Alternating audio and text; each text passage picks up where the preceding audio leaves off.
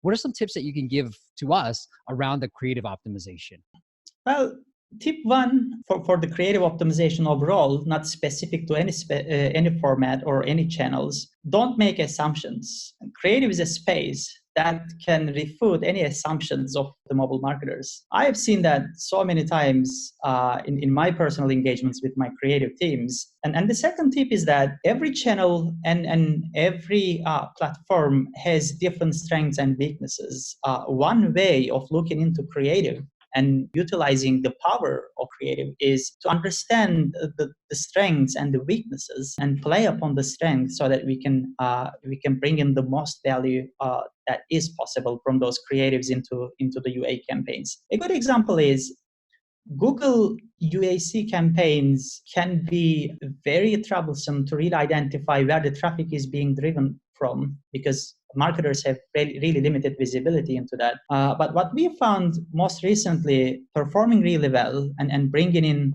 the highest ROI is the keyword campaigns that we were able to launch on Google UAC. And we know that Google is doing a fantastic job serving these ads in Google Play. And we have seen that the Google Play traffic is bringing in the highest ROI from any other channels that Google UAC campaign can serve us to. The keyword campaign, is that something that you can tell Google, kind of like a search ads campaign? Like, here's the keywords, or it's like, here's my app, go run keywords off of that. You do your thing. It's kind of a trick, actually. If you don't add any images or any video assets, and if you only add keywords to your campaigns, like when I say keywords, I mean text ideas, the way Google defines it, then your campaign does not have any creative to serve in those placements that requires an image or a video.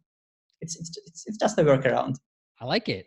See, we're able to squeeze some stuff out of you. All right, Cuneyt, what about Facebook? Because when you're talking about creative optimization, relying on the strengths and weaknesses, I would imagine what you kind of said, that Google would be great for text type of stuff, and then Facebook would be great for like videos and images type of stuff. Am I right, or am I BSing here? No, you're right. Well, let's talk about Facebook a little bit. Again, I'm going to take it back to your question of what to bear in mind at the very early stages of a company when you are looking to grow UA efforts in your organization. Retaining the data and making it actionable for UA is really critical. And I'm going to tie it up to the Facebook efforts, because Google has an analytics solution in the market, which is Firebase. The more data, the more events we fire to Firebase, we know that our Firebase and our Google AdWords accounts are linked to each other, and we know that that data can be leveraged by those AdWords campaigns, by those UAC campaigns, through the Firebase events.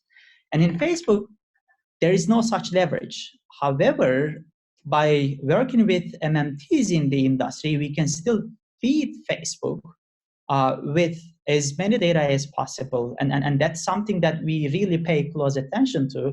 We want to make sure that we feed the Facebook ad serving algorithm with as many data as possible. And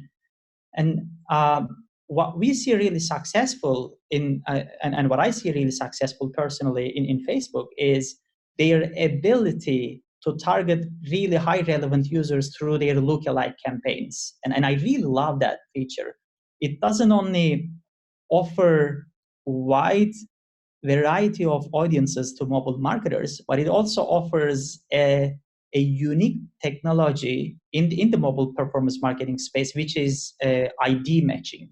That means if a mobile marketer would like to identify those users who churned at some stage in their life cycle, then the basic restriction in the market today is the coverage rate. Even if we work with all those remarketing agencies, even if we work with all those remarketing campaigns, the mobile marketers are restricted to identify 100% of those users, because users change devices, they move on.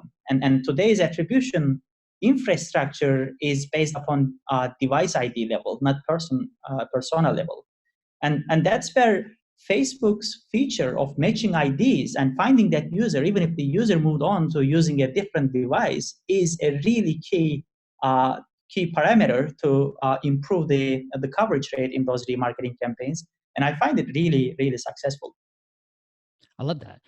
From a creative aspect of it, do you have any recommendations to the audience? Is it video, short form video? Is it videos like what the meme videos where there's like huge text? I know Voodoo does this all the time, but like huge text and like quick little video on that. Like, what have you seen perform well from like just the ad stuff, the creative side? We are seeing an increasing success, especially in the mobile esports genre, using short videos highly volatile and highly engaging TikTok style videos. I'm not sure if this can be scaled up to masses, but our early findings show us that we are seeing increasing CTRs, CVRs, and ROI, which is great. So this is specific to Facebook, but I also think that in terms of creatives, GIFs and HTML5s are also the second most successful formats that I can talk about in the Facebook channel. Wow. And we are seeing an increasing success in terms of leveraging the HTML5 and GIFs. And I believe we have not saturated that opportunity yet, and I believe there is still a lot more to grasp. All right. Jump on it. Cuneyt said it. Jump on it right now.